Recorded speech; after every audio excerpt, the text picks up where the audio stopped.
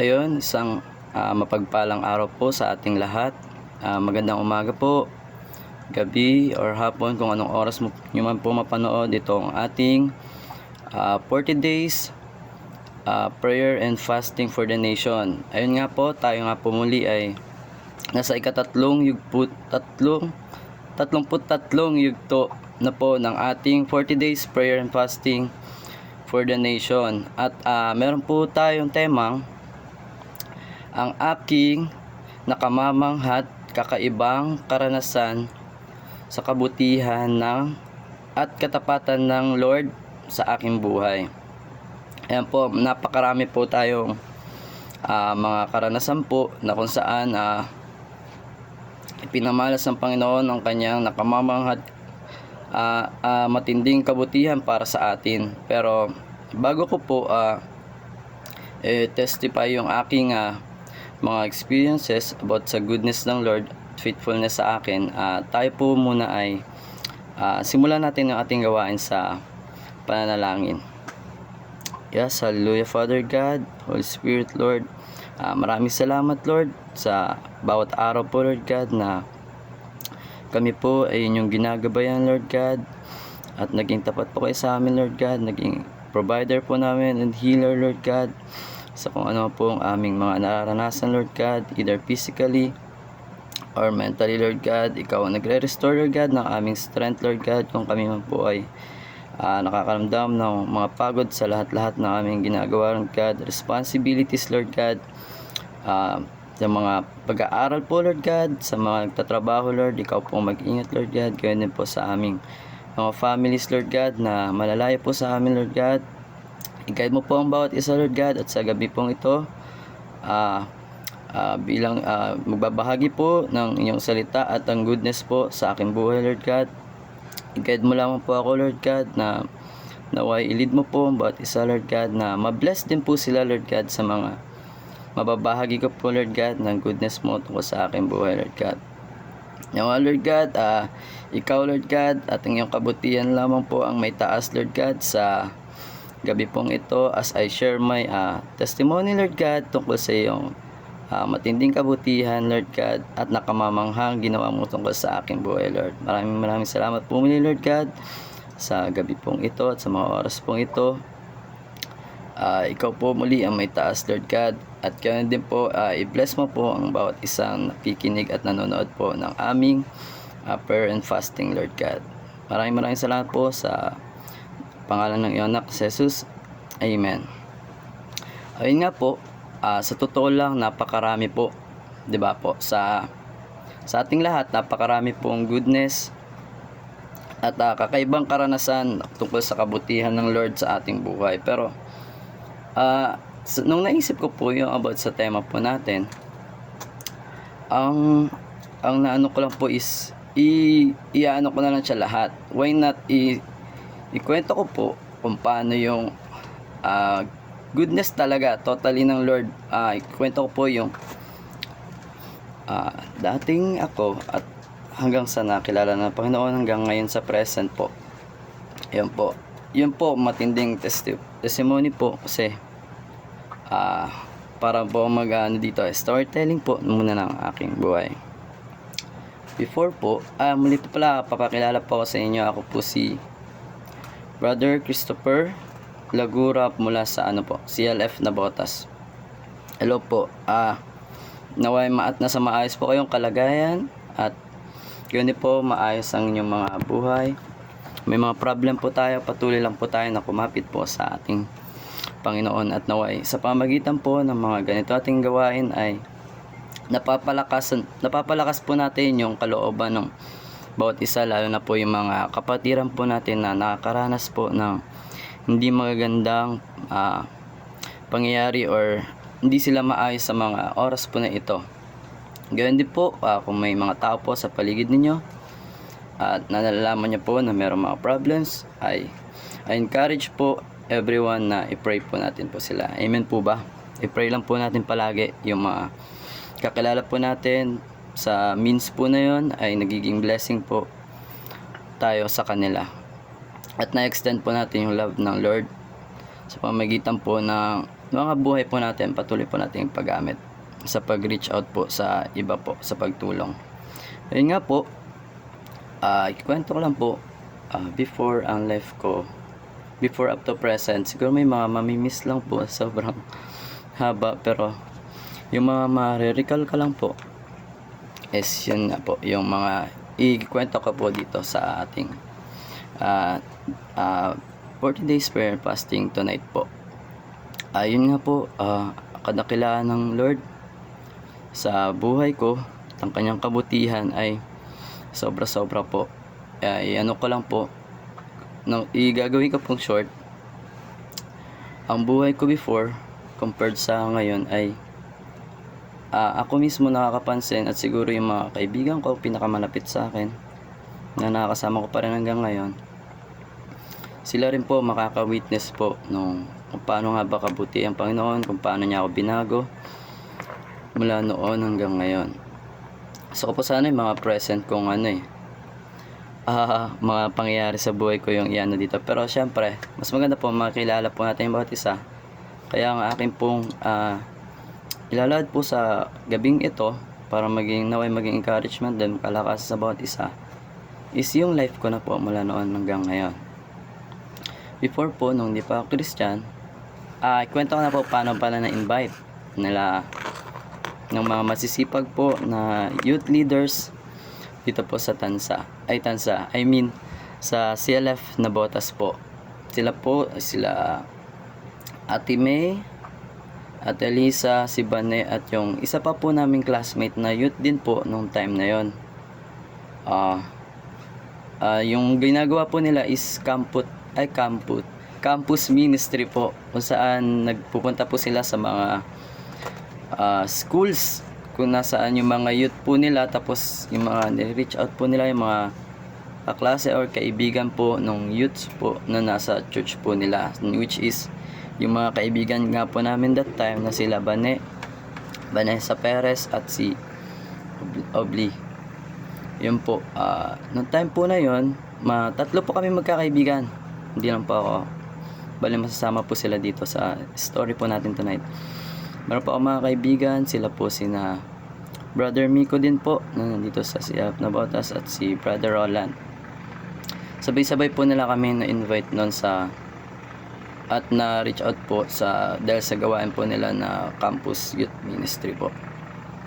At yun nga po, nung mga unang pagtatry po nila na i-reach out kami or mapuntahan kami, malayo po kasi yung yung mga pinakabahay po nila at church po ng CLF Navotas sa pinaka-address po namin nila Miko. Sasakay po kayo ng jeep at saka tricycle pa po, dulo pa po kasi kami ng Tansa. Nakaseparate po siya sa Navotas kaya akala niyo po Navotas, malapit lang. Pero medyo malayo po siya kasi magkahiwalay po ng lugar. So yun na nga po, unang try po nila is kami, nare-recall namin noon, magkakasama kami nila Roland and Miko, naglalaro po kami noon. That time po kasi senior high school kami, and mula high school po hanggang senior high, kami pong tatlo nila Miko, we are best friends with Roland.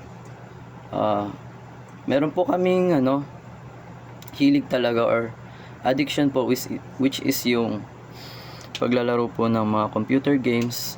And then that time, nung tinry nila kaming puntahan, ay hindi po nila kami nakita sa mga bahay namin, at hindi rin po alam ng mga parents or guardians namin na kung saan po kami matatagpuan. Kaya naalala lang po namin yung mga sinabi na po ng magulang namin pag uwi namin sa kanya-kanya naming bahay na may pumunta nga po, at hindi lang po namin alam na sila na po pala yun. Sabi lang kasi babae, tapos classmate daw po namin. So hindi po namin masyadong inisip yun na big deal. Tapos second time po, tinry nila. Ayun, aware na po kami noon at magkasama kami ni Miko noon. Kaso si Roland wala po nung time na yon. Kami ni Miko, nag-iisip kami kung imimit ba namin sila sila Ate May at Ate Lisa po. Kasi nahiya po kami. Parang babae, tas sabi ni Banino, which is kaibigan din namin at classmate, na youth po ng Silap na Botas, is mag-share lang ng Word of God, tas i-invite sa church, mga ganun. So kami, dadalawang isip kami ni Miko, syempre. Which, maganda yung Word of God, pero syempre naiya po kami, buot sa puro babae, tas syempre ini-invite po sa church. Parang iba pa po yung religion. That time po kasi inisip namin, religion po talaga, born again. Bakit may ganun? Bakit born again yung tawag? So, pareho kaming Catholic ni Miko, and sa trivia lang, a little trivia. Si Miko po ay naging sacristan po dati. Tapos yun nga po, nung na-invite po nila kami, ayun po, na-invite naman po nila kami sa church nila. Pero, mga siguro ilang months din nakalipas na kami po yung klase ng mga dumadalo po, pero on and off lang po. Tapos, di ba po, 3 kami magkakaibigan na na-invite.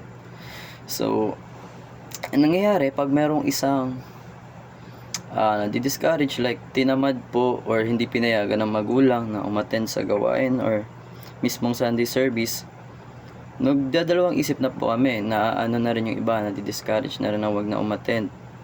So, kami po yung klase ng Kristiyano na nung time po na yun na on and off, sabihin niyo po, pero mas lamang po yung pagka-off kasi nga po maraming mga iba pang mga bagay kung bakit kami mas off. Malayo po kasi siya, tas magastos po kami noon, mga student pa lang. Magkano lang po mga baon namin, tas pamasahe, napaka magastos po, sabihin pa natin. Estudyante lang po kami, magkano lang ang mga baon namin that time. Kaya isa po siyang iniisip namin na hindrance, kaya hindi po namin ma-imagine kung bakit mula pa noon tuloy-tuloy na po. We are 5 years na po or more na sa pagiging Christian, sa grace po ng God. Patuloy pa rin po kahit na first time po namin nila kami ma-invite po sa ganto gawain, which is yung pagiging Christian din po is grace ng God. 'Di ba, isang church lang po na nag-continue na po kami simula noon, and kami po ay nasa ministry na po na magkakaibigan, grace ng God. Maraming salamat po sa mga ginamit ng Panginoon. Yun lang po, story ko lang po, balik po tayo sa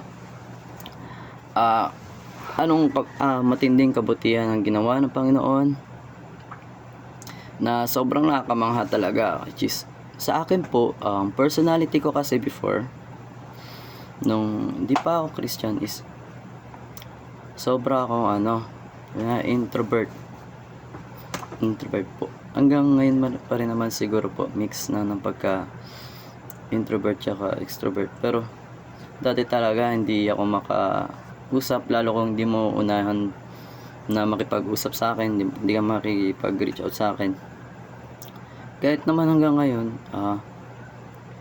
sa pag nasa bahay may mga bisita, gusto ko yung doon lang sa may sulok. Wala kasi kaming kwarto, pero may kwarto siguro kami. Doon ako sa pinakatagong part, ganun. Ayoko na nakipag-socialize kahit na ang mga bisita namin is kapamilya. Later on ko na lang na overcome yung ganun ko na trait, which is yung pagiging sobrang mahiyain, to the point na hindi ko napapansin masama na pala yung ganun, na para ka nang sobrang umiiwas kahit wala naman talaga, sadyang mahihiyain ka lang. Pero yun, maraming mga kaugalian ko na nabago ng Panginoon. Siyempre tinuro din yun sa amin ng mga leaders po and pastors po dyan. Hindi lang po nila na pero malaki po ang impact ng natuturo nila sa mga buhay namin, kasi compared po sa mga buhay namin before hanggang sa kasalukuyan, napakarami po ang binago ng Lord sa akin. Tunay nga po, sinabi po sa aklat po niya sa 2 Corinthians 5:17 na ang isang nakipag-isa na kay Kristo ay isa na pong bagong nilalang, wala na ang dati niyang pagkatao, pagkat ito ay napalitan na ng bago. Pagkakaunawa ko po doon sa verse po na yun is right there and then, mababago na po lahat. But Kaya nagdududa ako sa sarili ko, tunay nga ba na tumanggap ako or nakipag-isa sa Panginoon? Kasi kahit naman na nung time na yon at kahit pa araw-araw, ina-acknowledge ko ang Panginoon, Diyos sa buhay ko. Talaga, totoo, nag-start na ako magbabasa ng Biblia noon at nanonood din ng mga videos syempre patungkol kasi pagbago nga naman, di ba po, hindi pa tayo talaga na sa mga maraming bagay tungkol sa Lord. Konti lang siguro pag dadalo ka lang ng gawain, doon ka lang makakarinig ng salita. Pag kinausap ka ng mga ate, kuya mo sa church, doon marami kang makukuha mga wisdom din na mula sa Panginoon. Pero yun pa rin, bago pa po kami nun, pero ang buhay ganun pa rin, nagkakasala pa rin. So sabi ko, medyo duda ako sa isip ko na nakipag-isa nga ba ako kay Kristo. Kasi parang yun rin, patuloy pa rin, hindi pa talaga ako totally bago. Pero sa tagal na panahon, nung naano ko ulit yung verse na yun, na nagkatagpo ulit kami, na-meet ko ulit or nabasa, ibang wisdom naman binigay ng Panginoon, which is totoo yun sa awit niya nga. Inaawit po natin sa ating mga simbahan or kaya sa mga sarili po natin na binabago niya ako araw-araw. Yun po, totoo po yun. Kasi yung level siguro ng pagiging sinners mo or what, kasi before wala talaga walang conviction kumare dati ka lang, nagkakasala ka, hindi ka nagkakaramdam ng guilt tsaka ng lungkot, pagsisisi sa Panginoon. Pero ngayon, before mo gawin nakakapag-isip ka talaga, nire-remind ka ng Holy Spirit na yung naisip mo palang na gawin, hindi maganda yan at hindi makakadulot ng maganda sa'yo. Might be pagsisisihan mo sa darating ng mga panahon. Kaya pasalamat ako talaga sa Panginoon, maraming wisdom na ibinigay sa akin throughout the alam ko marami pang gagawin ng Panginoon. Batang-bata pa po kami sa paglilingkod sa Kanya, marami pa pong dapat matutunan. Pero pasalamat po ako sa mga leaders po sa ginamit ng Panginoon, which is our leaders, pastors po dito sa Navotas po, Silap Navotas, at kahit sa ibang pa po ng Malabo ng CLF na nakakausap po namin at nakapagpalakas din po sa aming spiritual and sa ibang aspect pa po ng aming buhay. Salamat po sa pagpapalakas at pagtuturo sa amin.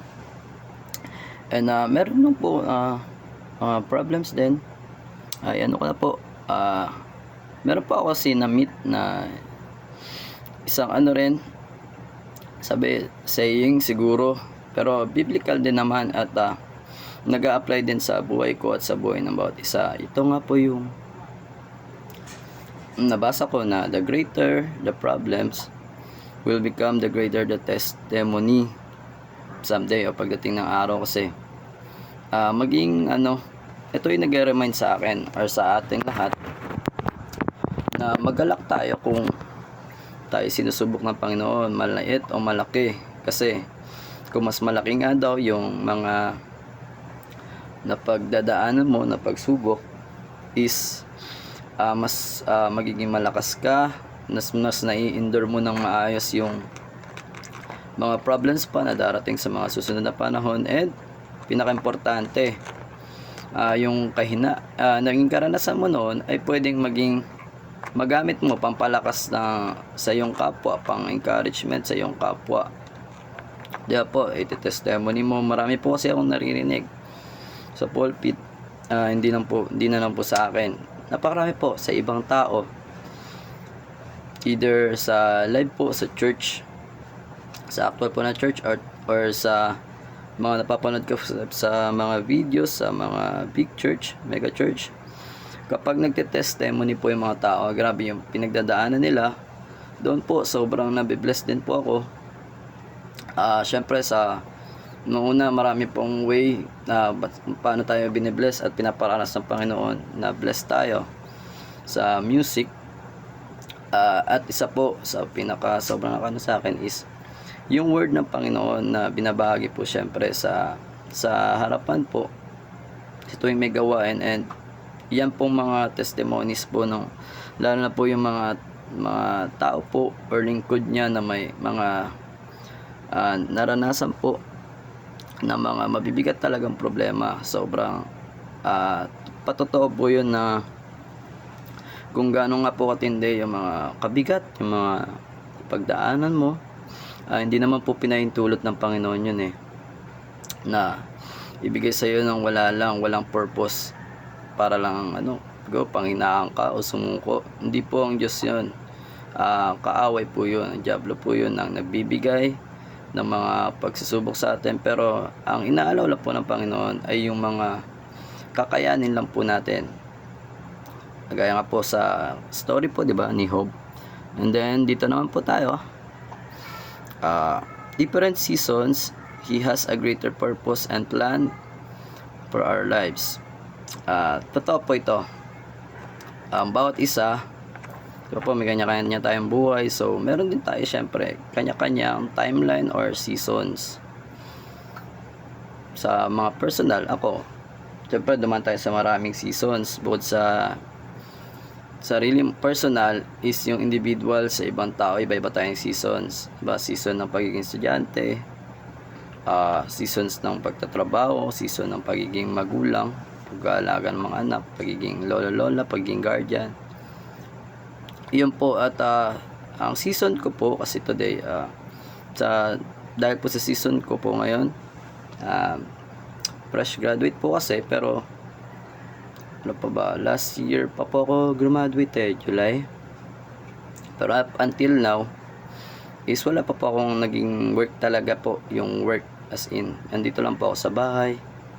Na-delay po kasi yung maayos na po kasi talaga yung schedule focus po sa schooling, pag-aaral, pag-review po sa darating na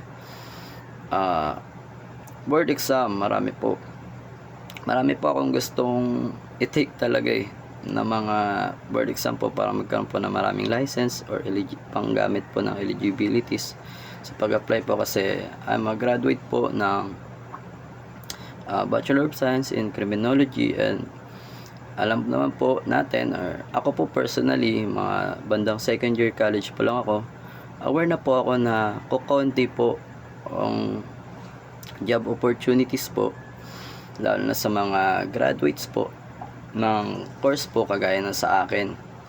Kasi po ang kadalasan talaga dyan wala kang makukuha halos na work related dyan unless meron ka ng lisensya, which is makukuha mo lang kapag nag-take ka ng mga board exams, like lalo sa amin NAPOLCOM examination. Meron din kami criminology licensure examination.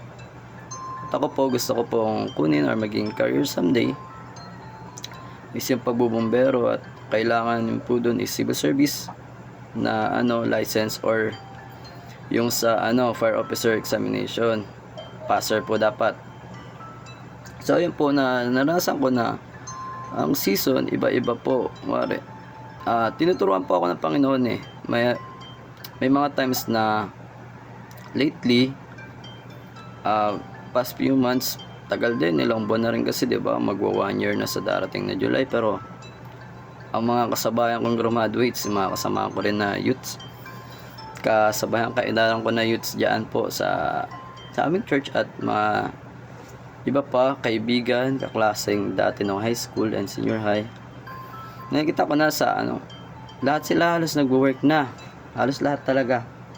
Pero syempre hindi tayo pinanghinaan ng loob, may mga times lang, pero pag lalo tayong nagpapalalim talaga sa pag-aaral pa sa tungkol sa katuruan ng Panginoon, is nare-remind din ako na syempre ang lahat may kanya-kanyang seasons.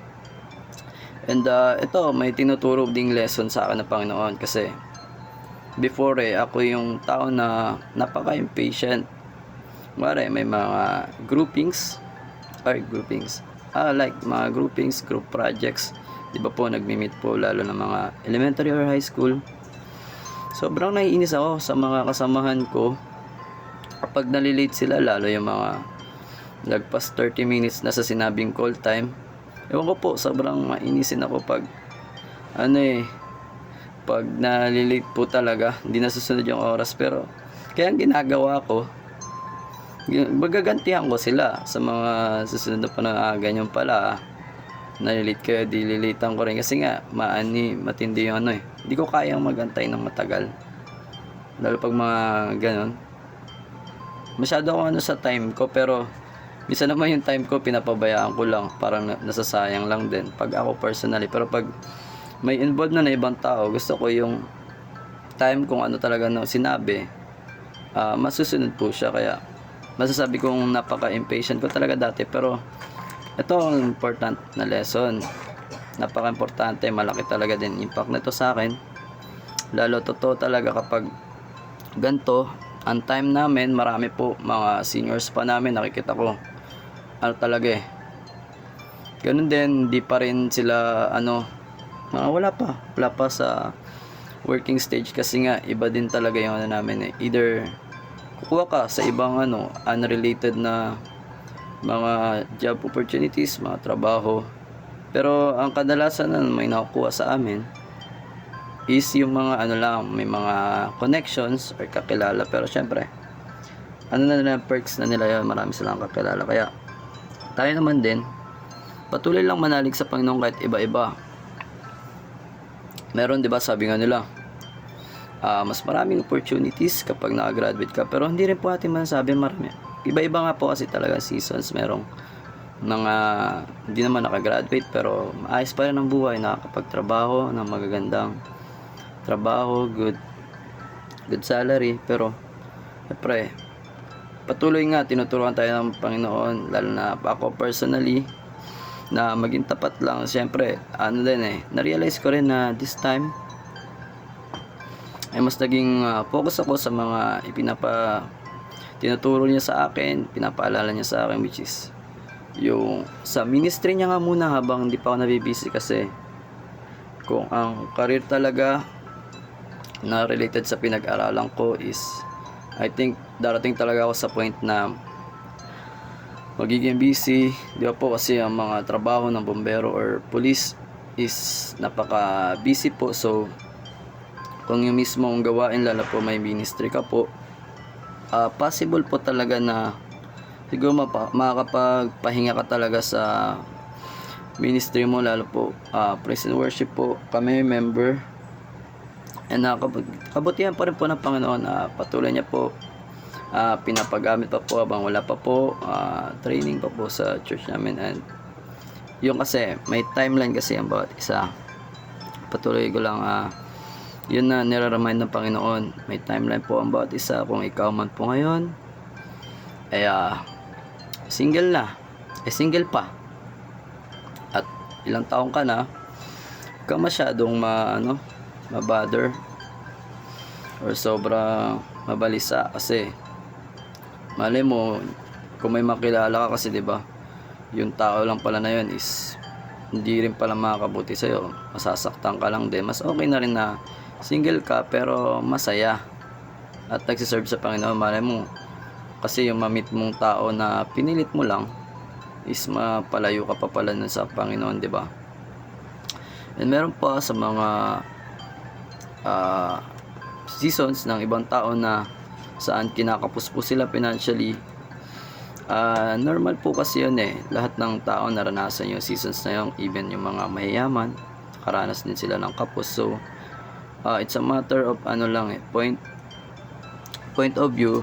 Dapat lang lang tayo palagi mag-trust sa Panginoon, kasi siya naman ang ating provider talaga. Kung tingin mo kailangan mo jowa, unahin mo ang Panginoon, kasi siya ang nagpo-provide nun. Kailangan mo sa financial, healing, sa Panginoon lahat nagmumula yun. Kaya nga sabi nga po, 'di ba, seek ye first the kingdom of God, His righteousness. So ang lahat ng mga bagay na ito ay daragdag niya sa iyo. Kung sa tingin mo kailangan mo ng pera, isik mo ang Panginoon yun, at ibibigay niya sa iyo yung mga pangangailangan mo. So, yun po, napakarami pong mahaba na po pala ang oras po natin. So, ano ko na lang po, short ko na lang po na dulo. Summary, napapasalamatan ko ang Panginoon kasi patuloy yung goodness niya even nung ako'y hindi pa po nakakilala sa kanya, kasi alam ko nandun ang Panginoon eh, ginaguide ako. Iba lang po ngayon kasi mas lagi na pong nare-remind. Dati kasi kahit hindi tayo aware pa nga, diba? Hindi ako aware na andyan ang Panginoon, merong Diyos talaga na laging kasama natin, sama tayo naroroon, nag-iingat, nagbabantay at patuloy na nagpapala sa atin kahit di natin siya na-acknowledge pa ng mga time na hindi pa tayo nakakilala. Pero ngayon mas masarap mabuhay kasi alam mo at na-acknowledge mo na andyan ang Panginoon natin na nagmamahal sa iyo at patuloy na gumagawa ng kabutihan at katapatan sa ating mga buhay. Yun po. Tayo po na ngayon ay dadako na po sa pangwakas na panalangin. Yes, Sir God. Hallelujah, Panginoon. We bless your name, Lord God. Salamat po sa tapos po na pag-share ko po, Lord God, na about sa aking karanasan, Lord God, about your goodness, Lord God, and faithfulness sa aking buhay, Lord. Marami pa po, Lord God, ako na-miss, Lord God, but I believe, Lord God, ikaw po ang bahala, Lord God, at tumipo po sa bawat isa, Lord God. Marami po na-bless at naitaas po kayo sa magitan ng aking pag-testify, Lord God, about sa short lang po na pasilip po sa aking buhay, Lord God. Pinapanalangin din po namin, Panginoon, lalo na po, Lord God, ang aming bansa, Lord God, na Pilipinas, Lord God, bagkat aware naman po kami, Lord God, na napakarami pong problema, Lord God, in and out ng aming country, Lord God. Kayo po ang mag-ingat po, Lord God, sa bawat isa po na lingkod mo na naririto, Lord God. Gaya po mga nakilala at hindi po, Lord God, naway patuloy na may bahagi ang iyong salita, Lord God, sa bawat isa, lalo na po, Lord God, sa mga taong namamahala po sa amin, Lord God, mga leaders po namin, Lord God, mula po sa national government down to our barangays, Lord God, at sa families po namin. Nawa po, Lord God, magkaroon sila ng banal na pagkatakot sa inyo, Lord God, upang mga bagay na hindi karapat dapat, Lord God, at kanais-nais sa inyo, Lord God, ay huwag na po nilang magawa, Lord God. Ganyan po, pinapanalangin ko ang aming mga pamilya po, Lord God, na ikaw na maging center po, Lord God, ng lahat ng families po, Lord God, na nasa iyong sambahan at maging sa labas po ng iyong sambahan, Lord God. Ganyan din po, pinapanalangin ko, Panginoon, na ikaw po ang mag-ingat sa bawat isa at maging provider po ng healing, Lord God, and financial po, Lord God, sa bawat isa po. Ganyan din po, Panginoon, pinapanalangin ko po ang community po namin na maging ligtas po, lalo na po sa panahon ngayon na nag-iiba na po na naman, balik na po sa dati. But we believe, Lord God, na ikaw po may bigay ng wisdom sa aming lahat at pag-iingat po, Panginoon, kung anong mga dapat namin gawin at dapat namin iwasan na gawin, Panginoon. Ganun din po ang mga ministries at gawain sa church, Lord God, mula sa aming mga leaders, Lord God, pastors, Lord God, na pinamahala mo po, na ibinigay mo po sa amin upang mamahala po sa bawat isa. Patuloy po silang gabayan at ibigay mo po ang kaalaman, wisdom na tanging nagmumula sa iyo, Panginoon, upang kami po ay hindi maligaw at patuloy nga po, Lord God, na mabless po ng iyong salita lamang, Lord, Panginoon. Ganyan din po, Lord God, na nadalain ko po, Lord God, ang kapatawaran, Lord God, sa lahat-lahat po, Lord God, ng mga tao, Lord God, na nagkakasala, even yung aware man po sila, Lord God, or hindi, Lord God. Kasi meron po mga kasalanan po, Lord God, na hindi talaga kami aware na nagagawa na po pala namin sa inyo. Patawarin niyo po kami, Panginoon. At patuloy nga po ang iyong grace, Lord God, ay ibaba mo po sa amin. Salamat po dito, Lord God. At kami ay may bago natutunan at nabigyan po ng encouragement sa gabi pong ito, Lord God, na ang bawat isa, Lord God, ay may dating buhay at bagong buhay. Ngunit ito kung sa inyo, Lord God, inialay, binigay, iniabot, Lord God, ay ito ay mapapabuti, Panginoon, at hindi po ito masisira, mawawasak, or mapupunta lamang po sa wala, Lord God. I believe na buhay po ng bawat isa ay patuloy nyo pa pong gagamitin, Lord God, upang reach out po, lalo na po, Lord God, yung mga hindi pa po na aabot po, Lord God, ng iyong salita at ng iyong ng kaligtasan mo, Lord God. Patuloy mo po gawing instrument bawat isa, lalo na po ang iyong lingkod. Ako po, Panginoon, kung saan mo po ilagay, Lord God, ay patuloy mo po ang palaguin at naway maging matatag po, Lord God, sa aming faith, Lord God. Yun lang po ang prayer ko, Lord God. Ingatan mo po ang bawat isa. Patuloy po ang pagpapala mo, Lord God, sa bawat isa ay aming maranasan, at maging iyong kabutihan, Lord God, ay patuloy po na sumaamin, Lord God, at ibagay din namin po sa aming mga kapwa. Maraming salamat po, Lord God, sa mga ganitong gawain, Lord God, at kami nakakapag-aral tungkol sa iyong salita, Panginoon, at nakapagbigay din po ng kalakasan po sa bawat isa, Panginoon. Ito po ang dalangin, Lord God. Ingatan mo po kaming lahat, at naway patuloy po kami maraming matutunan at may taas ka pa po sa mga buhay at ginagawa po namin sa araw-araw. This is our prayer, Lord, sa matamis na pangalan ng iyong anak sa Jesus. Amen. Salamat po, maraming salamat po. God bless po sa ating lahat.